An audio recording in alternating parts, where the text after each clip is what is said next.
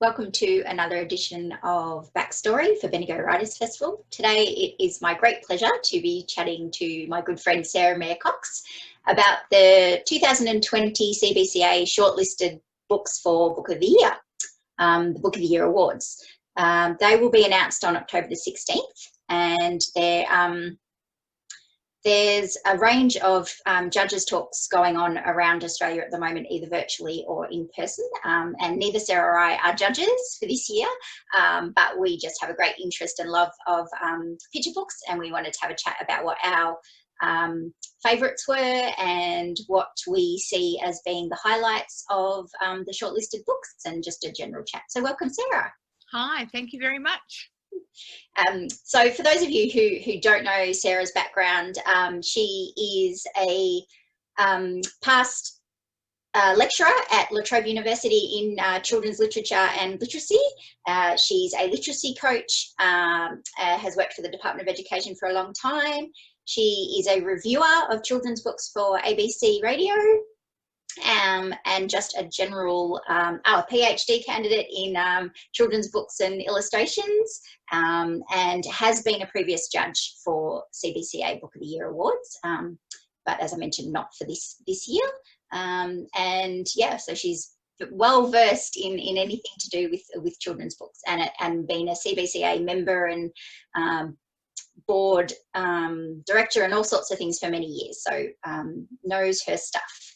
So we're going to talk about the awards and the shortlisted books, but I did want to just say that we've selected them randomly, just ones we liked or thought were worthy to talk about. But if you did want to check out the full range of the shortlisted books this year, then head to the CBCA website, and every shortlisted title actually has just a multitude of resources available if you click on the picture of the book. There's interviews with the authors and the illustrators and all sorts of activities and things, so it's really well worth checking out once we've had a chat. And Cecile, can I interrupt? Absolutely. I can see in your background, and I couldn't find my blue check, you've got one of these beautiful posters, which I all the do right there behind me. So that actually lists all the shortlisted books. We'll only be talking about picture books today. We won't be talking about older readers or younger reader categories because they're novels, and obviously don't have illustrations with them. All amazing, worthy books and well worth checking out, but just don't have time today to delve into those. So yeah, we're going to start by talking about the Book of the Year awards generally, I think, just to highlight what they're for and why the CBCA does choose to highlight particular books each year. So Sarah, did you want to just quickly mention anything to do with that? Well, I think most people are aware of the Children's Book Council of Australia Book of the Year Awards. They've been going since 1945, so they're the oldest literary awards in Australia for children's and young adult books, and they're acknowledged to be sort of the peak literary awards. There are lots of Children's Choice Awards around, and lots of every state and territory has a premier's or a chief minister award. There's a prime minister's award, lots of different awards, but the Children's Book Council really is the go-to award, and it's what most teacher librarians and teachers and often parents and grandparents are looking for, that beautiful little gold sticker that you get in the corner of your book if you win, or if you're shortlisted, or if you're a notable. So the blue says that Not by Caroline McGill was a notable, and the copper says that it's been shortlisted, and we'll wait to see whether it gets a silver or a gold. Yes, so October the 16th is the Book of the Year Awards announcements this year. Obviously, Book Week is normally in October, and it's always kicked off by the Book of the Year announcements, but because of COVID, everything has been shifted to a bit later. So October 16th is the date for the announcements, and then Book Week is to follow after that. Even though some schools have been celebrating the old dates just recently, it's been nice to see some kids dressing up and things like that. Hopefully, we'll see some shortlisted titles in amongst the dress-ups this year, which would be really good. All right, well, we might launch into talking about these fabulous books, and since it's on the top of my pile, maybe we'll start with Knob. Yeah.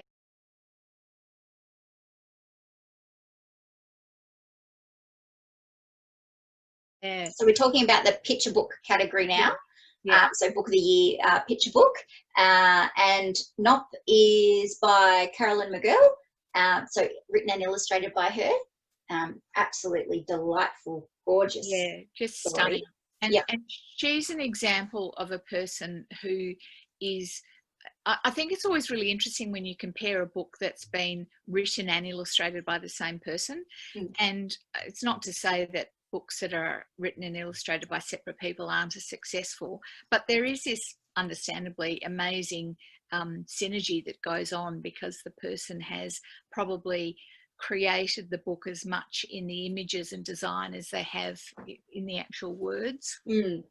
So I'm happy to just chat generally about things that you that stood out to you, but I just wanted to show a couple of pages just to show that there's a real dream-like quality, and certainly the judges mentioned that in their critique this year of the book, saying that it just got that real far away and sort of, you know, hidden treasures type feel and look to it. Yeah.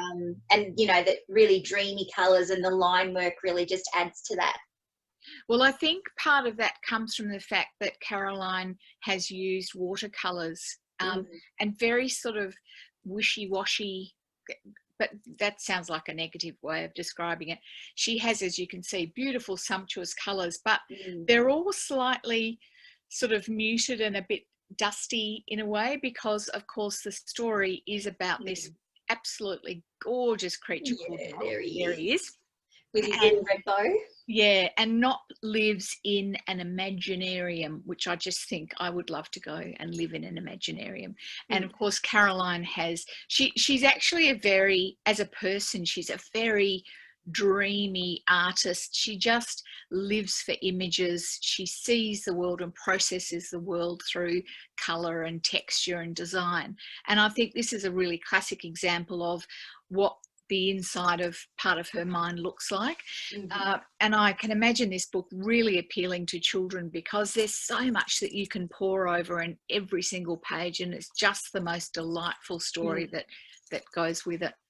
And the text is almost poetic, a lot of alliteration, a lot of onomatopoeia. It's just got that really poetic fluency to it as you go along. It's quite stunning. Yeah, it is. It's a very, very lyrical book, and it's also one of those books I think that it's got a very classic feel to it.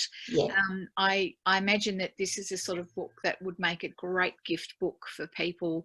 You know, it'll be a lasting book for a child to have in their collection and come back to it years later and it's not. It doesn't seem that it will age. It's got a real timeless feel about it. No, it's just wonderful. And the great thing about as you said, with the resources, as part of the CBCA resources, there are some great interviews that Caroline's done, and she's really good at talking about her own work and the way she is able to describe her process and where she's got her ideas from and the way she builds up her images, because anyone that's worked with watercolor knows to be able to push that color and water across the page and manipulate it in a way it's a really tough gig. And you have to check out the videos just for the fact that she turns a cup of tea ring into Nop. It's just beautiful. So that's worth it for that. It's just, you know, it's an absolutely stunning book, and the end pages are pretty amazing too. You know, such muted colours but such detail in the line work within them. So just gorgeous. Yeah, and I think that's a really wonderful thing to draw people's attention to, because picture books, especially these trade picture books that we're talking about, the end papers often start and then finish the book. So sometimes that part of the story is actually told in the end papers. So it's always really good to tune into them and see, well, what are the little hidden clues in them that extend out from the story.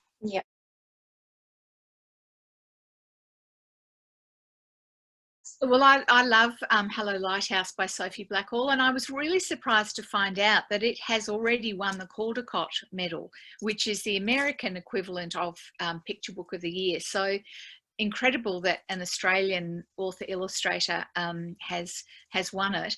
And to me, and I'm really sorry that I don't actually physically have the copy, so I can't point out the particular images that I want to, but this one, gorgeous story, but for me what carried it over the line, and the reason I wanted to talk about it, was the incredible sense of design in the illustration.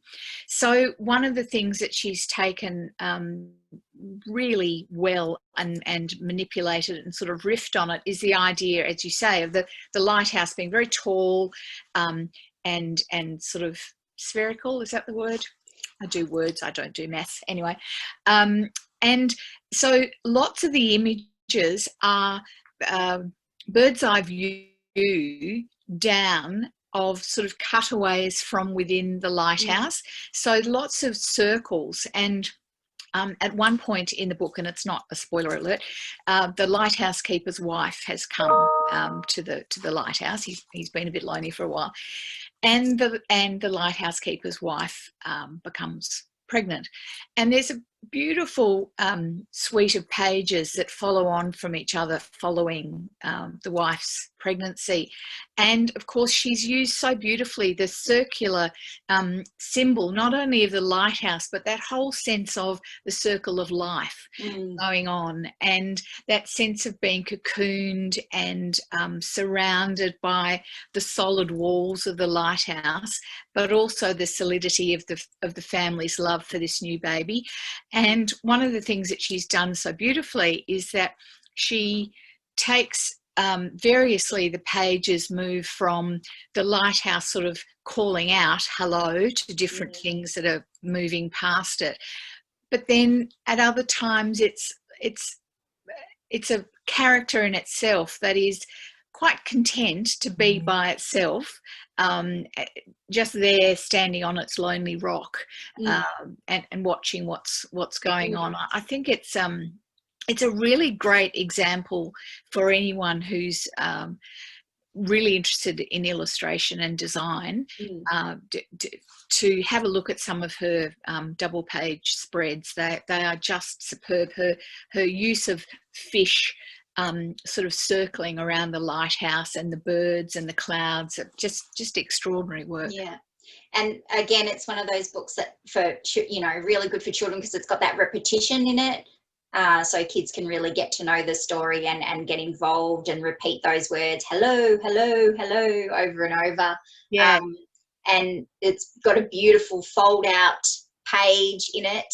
Also includes lots of extra information about lighthouses at the end. So it's a beautiful story, but it's so much more than that. So it's a real tribute to obviously something that Sophie's quite interested in, and it just comes through that passion of the love for the environment in which the lighthouse lives. And it's just a gorgeous, magical book, really. Yeah, well worth looking out for.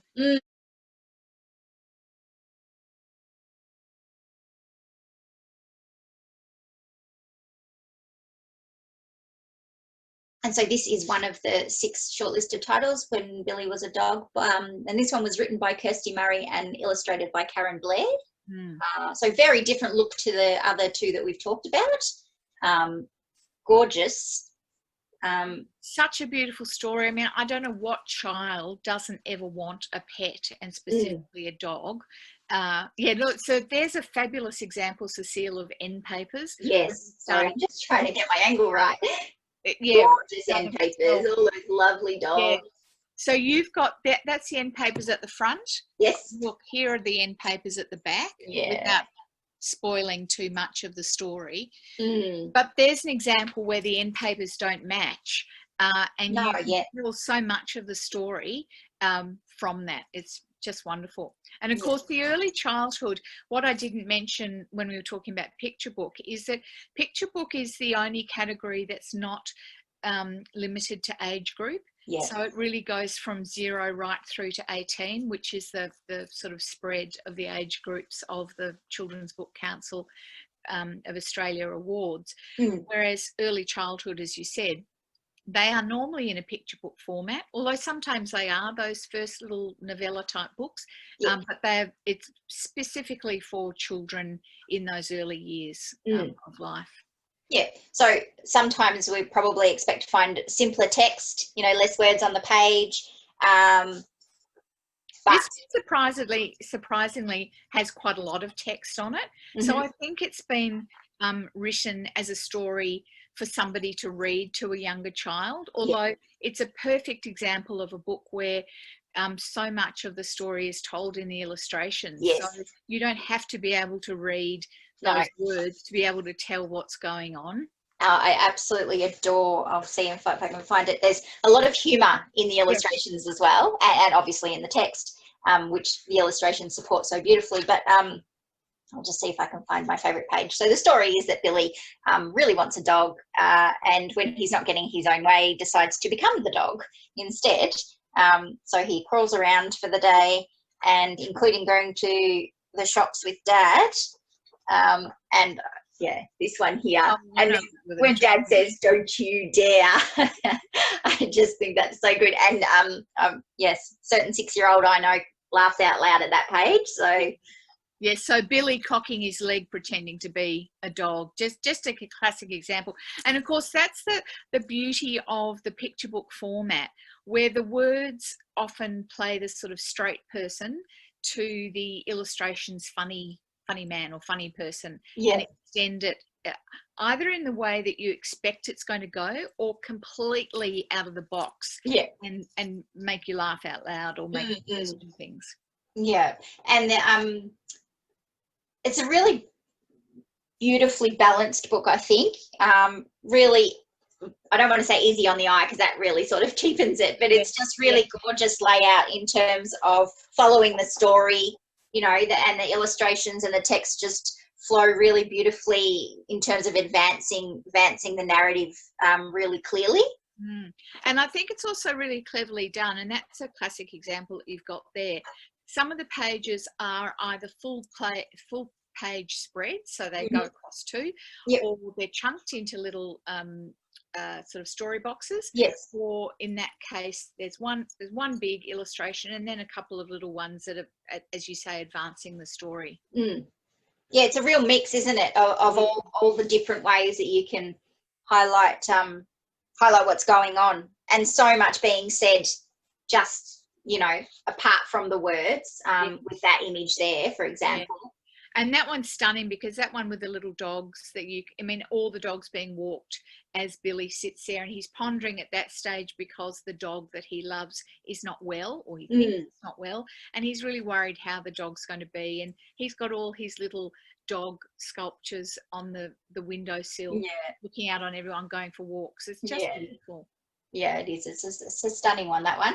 And am I right in saying mixed charcoal, watercolour and gouache? Is that how you pronounce it? Yeah. So really, really interesting. And I think that when you're looking at picture book, you know, illustrated books with children, it's always really helpful to know what the media is, and also think about the style, because that I was really surprised when I first learnt that it was done in charcoal, because I often think of charcoal as being quite heavy, sort of scratchy line work, whereas this is quite fine work for charcoal, and then of course with the beautiful colours. I just adore this book.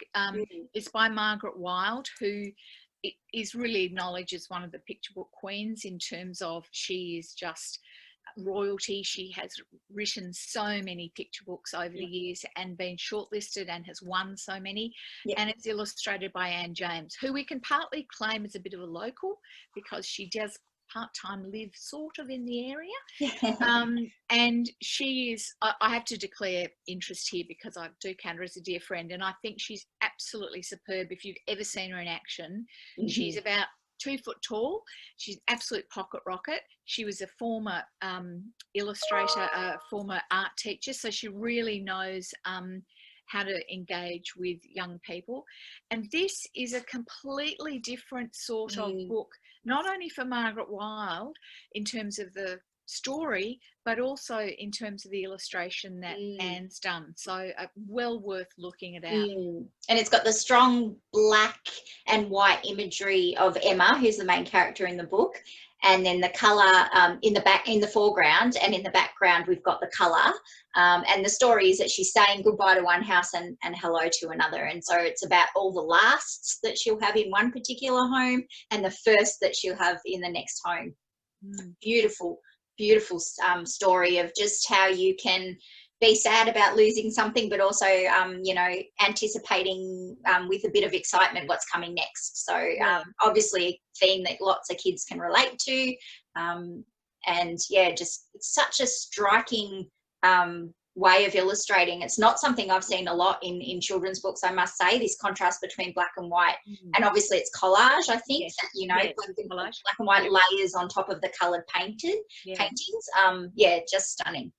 Collage is really becoming a bit of a, I don't know if zeitgeist is quite the word to use, but it's definitely becoming very popular, and either being done in an analog way, so literally cutting things out and sticking them on, pasting them on, and then also there's the digital or online way of doing it. What I love about this one is, as you say, the contrast between, one of the things that Anne James is best known for is her line work. She's one of those people that has incredibly loose line work that is able to capture movement and characterization in such a brilliant way, but in a very understated way. She never overworks her lines, and there's always movement and fluidity in it. So the gorgeous character of Emma, as you say, bouncing through and saying goodbye to her old house, and you can really feel that emotion that comes through, and that's all done in black and white. And then what she's done is she's used the colour to introduce the background, so they sit up against each other and sort of bounce off each other in a very, very clever way. And as I said, it's not a way that Anne's worked before, but I hope that we can see her go on working like this, because it's just a beautiful book to pore over. And again, touching back to, if you go to the CBCA website, Children's Book Council of Australia website, you'll see, if you click on the link for this book, that there is a video actually. It's either a video or it takes you to a little booklet which explains how Anne came up with the idea for the illustrations. It was over many, many years, and the way that she developed the idea and put it into practice. So that's really worth having a look if you're interested in that illustration technique. Yeah, and great for teachers especially, to be able to say to their children, show them that and say, now here's the story and this is the way you thought you were going to illustrate it. Maybe have a crack at doing it in this way, and you'll see it will completely change the way your story works. Just, you'll learn so much from it.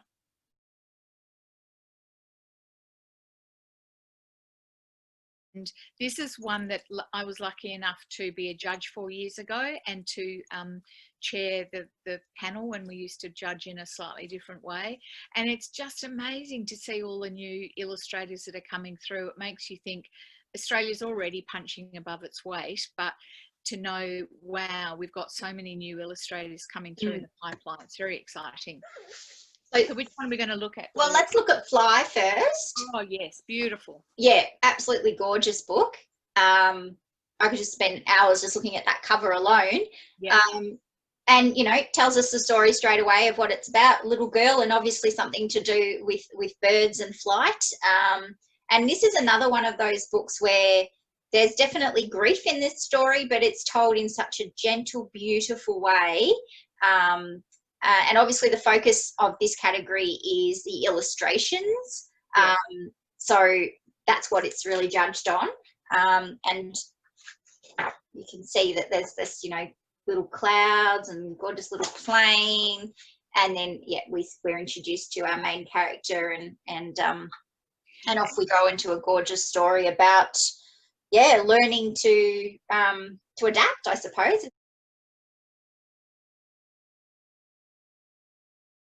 This is an example of a book that has been created digitally, and I think it's always wonderful when you can put books side by side, books that have been created in an analog way and books that have been created online, and then some of them are a combination of both.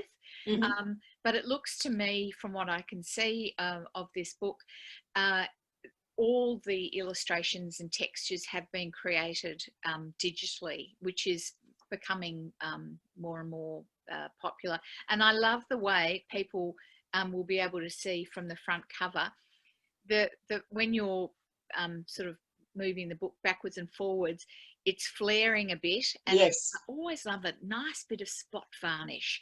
You really know you've come into your own as an author or an illustrator when the publishers spend that extra money, the extra layer of varnish just over certain parts on the front cover. It's just stunning. It really it adds another beautiful layer, and it's very textural too when you touch it.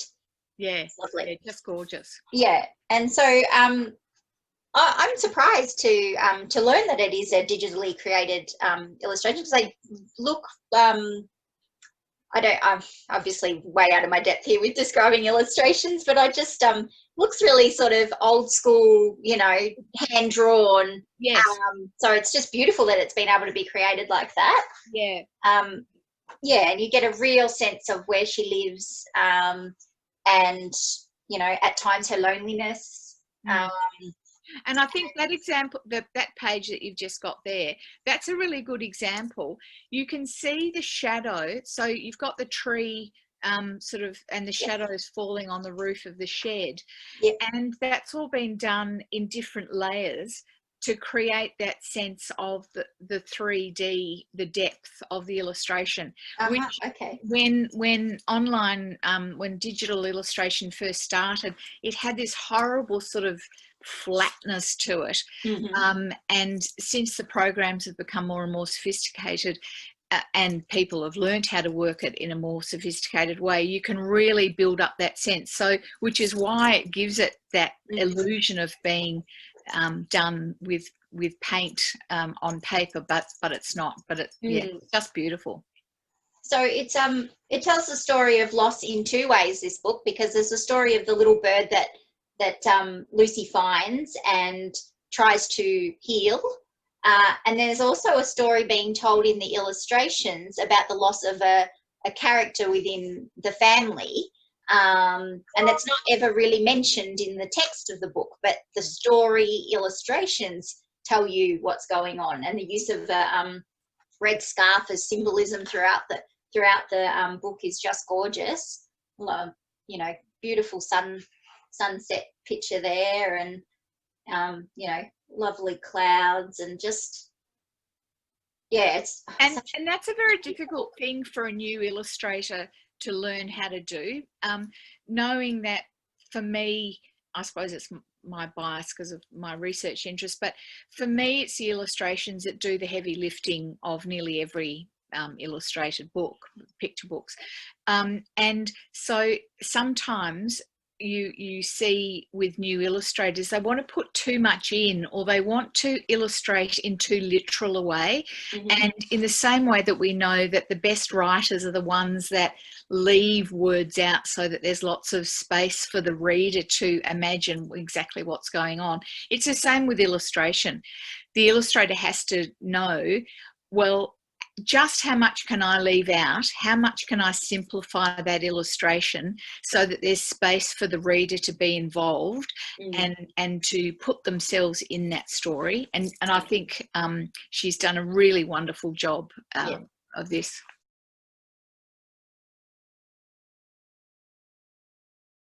Also, up for the New Illustrator Award is a very different type of book again, and this one's called Kui Mitiga. And it's a story of Darag Songlines. I hope I'm pronouncing that correct. And this one is written by Jasmine Seymour and Leanne Mulgo Watson. And we actually have to make special mention, I think, of Jasmine Seymour, because she actually has 2 books in this category, which is just stunning. Her other one, Baby Business, is gorgeous. I think I have it there somewhere behind me. So well done to her. But this is just something else, isn't it? This book, it's you have to want to look. You can't take your hands off that book, because it's that beautiful cloth or mock cloth covering. Yes. You can't see it, but it's beautiful embossed title. And I'm such a tactile person, and children are too. Yeah. You know, reading a book is such essential activity, and burying yourself in a story and really being enveloped. That's a new one. Know what I mean. So obviously this one again has it has dual language in it, so it has the Darug language and the English language, which is just wonderful and so integral to the story. And the illustrations then just take it to a whole new level. Yeah. And they interestingly go right to the edge of each page. Yes. And they really just advance what story is being told of the seasons of that particular Aboriginal group, of the connection to the land. Yeah, every page is just a stunning spread of something new and beautiful. Yeah, and notice the way those colours bleed. We talk about it as bleeding to the edge of the pages. Yeah, and that often symbolises reality. So if a book has illustrations that are framed with white or in another colour, the symbolism of that is, well, it's a story. Whereas I love the fact that Mugabala Books, who have published this book, have chosen to design it in such a way that I love that illustration, not just because it's blue, but this is a what I wanted to say about this illustration, and we have got an image for this to show you. What I love about it is you can learn so much from this image, because you can see, if you have a look at those black cockatoo wings, right up where the tips of the wings are, if you look very, very closely, you can see the lines, the textures of the paint. And at some stage, Leanne Mulgo Watson has decided that she's going to slightly cap the length of the colour on the tips, and so you can see in the real book that the texture of the colour would have you can gone too. to the back. Yeah, and then she's painted over it in black. Now, what I love about this, and I imagine this is one of the reasons that the judges chose it, is, so here's an example of something that's been painted in acrylic, but then she's cut it out. So she's obviously scanned it, and then she's put it into her computer program. And then these leaves, the backgrounds, and again, you can see all the different layering of it.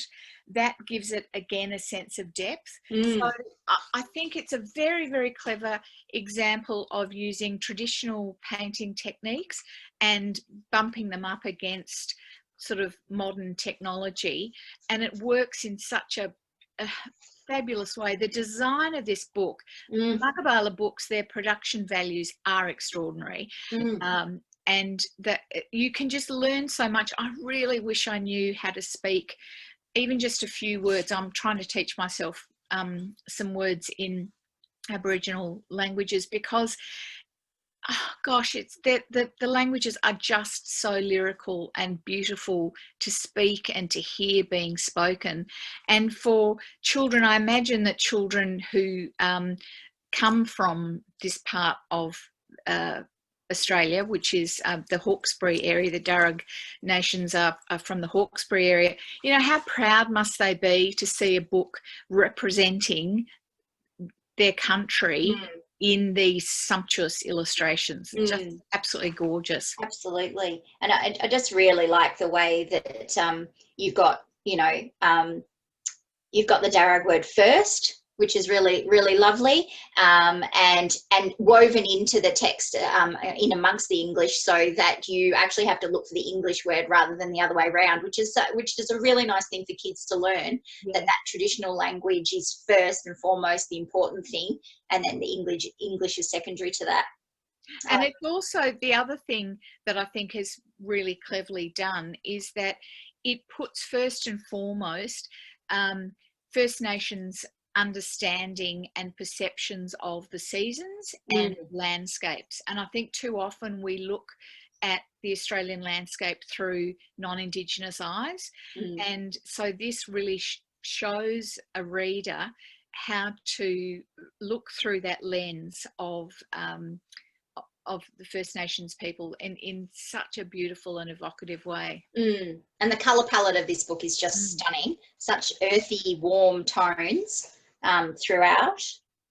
And each double page spread really is, although it's got that beautiful palette that matches from one page to the next, each page is quite different. It's not a limited colour palette by any means. And I think that again is testament to the fact that Leanne Mulgo Watson is a consummate and a very confident illustrator, especially for a first time book like this.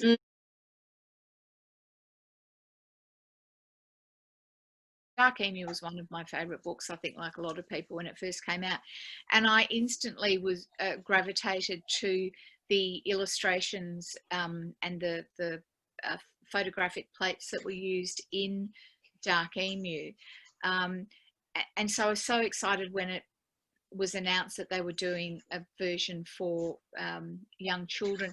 And I argued then, and I argue now, that I think it was one of the most important books published in 2019. And of course, the books that win and are shortlisted this year or entered into the category are the books that were published in the 2019 calendar year. So yeah, that just to explain to people that aren't aware of it. And I think what is so amazing about this book is that the design of this book comes through so strongly, and to be able to take the elements of Dark Emu and distill them into just the bare bones of the story to be told through illustration and design is extraordinary.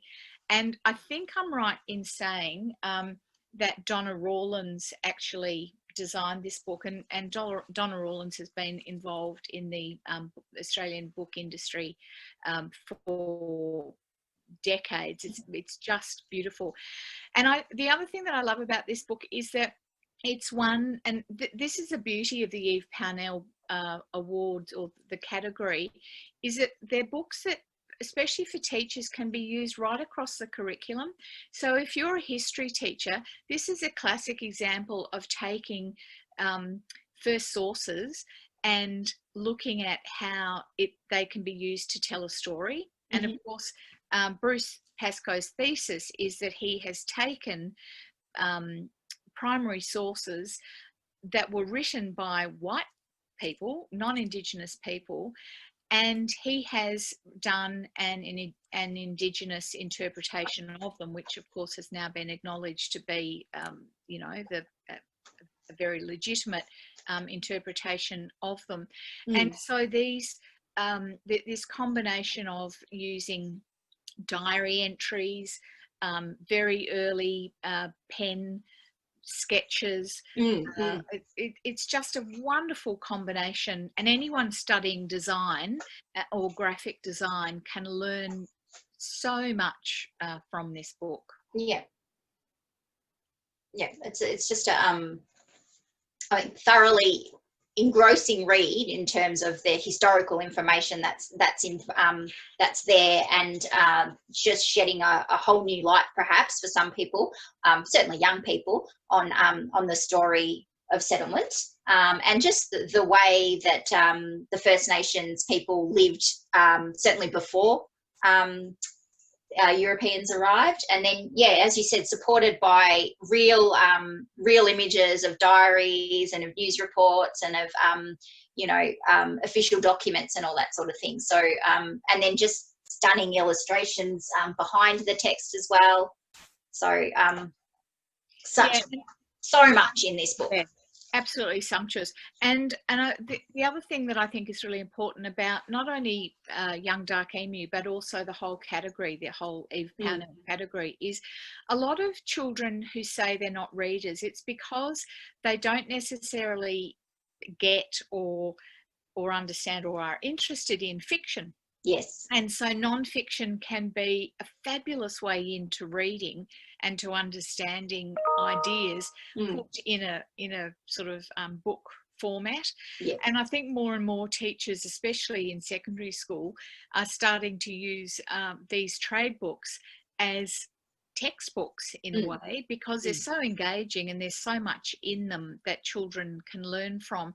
And a book like Young Dark Emu tackles very sophisticated ideas, but it puts it in a form that if you're someone that's not particularly strong in reading, you can really work out the story and the ideas behind it through the images and the design that's used. And yeah, so it's a wonderful category. Eve Pownell is one of my favourite categories of the whole. I have to say it's mine too. Coming from a teaching background, I can see so much value and use in these books, and I wish that they'd been around when I was a student and in my early days of teaching, because I could see that there are specific children that would really gravitate towards these more than any fiction story out there. And I guess that's a really good point to lead on to the last book, which is Yahoo Creek, because it's really good mix of both, isn't it? It is. It's an information text, which is why it's up for the Eve Pownell Award. It uses news reports as basically the factual information, but it's about a mythical creature, perhaps, depending on what your view is, who's been known as the Yowie or the Yahoo Man, the Hairy Man. There's quite a few different ways that he's referred to within the story. And yeah, it's a great book to get kids involved in history and in learning stories of our country in a way that isn't just your traditional, beginning, middle, end fiction work. So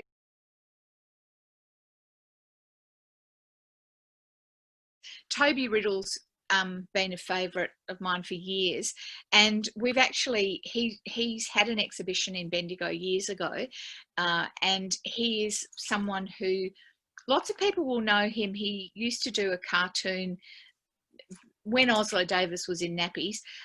He did a cartoon series for the age called Big Ideas, and he was one of the first ones in Australia that really started to use collage, and he used it in a very interesting way. So he would cut up found photos, often magazine photos, of textures of cloth and different things, and he'd put it together and make it into images.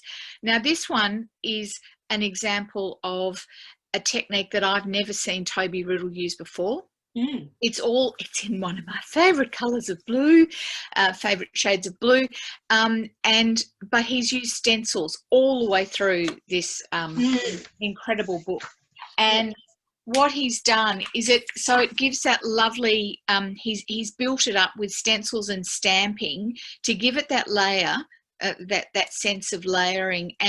But it's also, what's so clever about it is it gives you that sense of it being a very old book. So it's like you're looking at some of those old sort of foxed illustrations you might find in your granny's front room or something. And this is an example of what we'd call narrative nonfiction.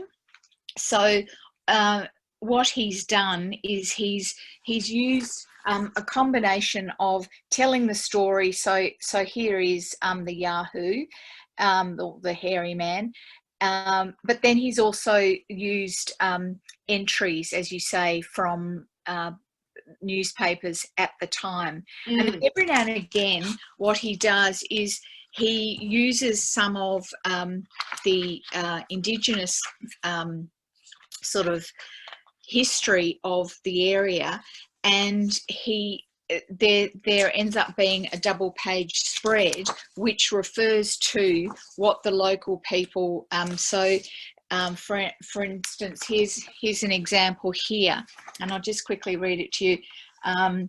There's a little fella too. We call him Yarriwirrina. He's just a few feet tall. Though Yarrawirrana are little, they are still very strong. If someone escapes from a hairy man, it is because he let them go. And that's from Peter Williams, who's an elder from the northwest of New South Wales. So he's very much paying respects to First Nations wisdom and history, but he's telling a fabulous story. And the students that I've used it with, the children I've used it with, love it because it's told in very much that sort of present tense. So you feel like you're back there in the 18 and early 1900s, and you know, these little snippets of stories are coming in and they're being printed in the local paper, and yeah, people genuinely are worried that they're going to bump into this Yahoo in the bush. So and there's that gorgeous spread in there of the little girl that comes across him when she's going out to put the cows to bed. Yes.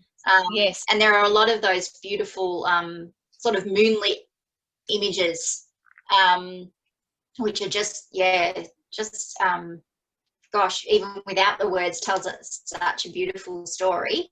And I mean, you know, it's a story of mystery, but there's no horror or fear sort of invoked. It's really just you know, it's an investigation into who this creature could have been and how people lived at the time when he was said to be around. So yeah, it's really quite stunning, and I love the variety in the Eve Pownall books. You know, these two they're really very different, and then the other ones within that category are also really quite varied, and it's so lovely to have such a range of books on offer to kids, families and schools, and anyone that's interested in children's books, really.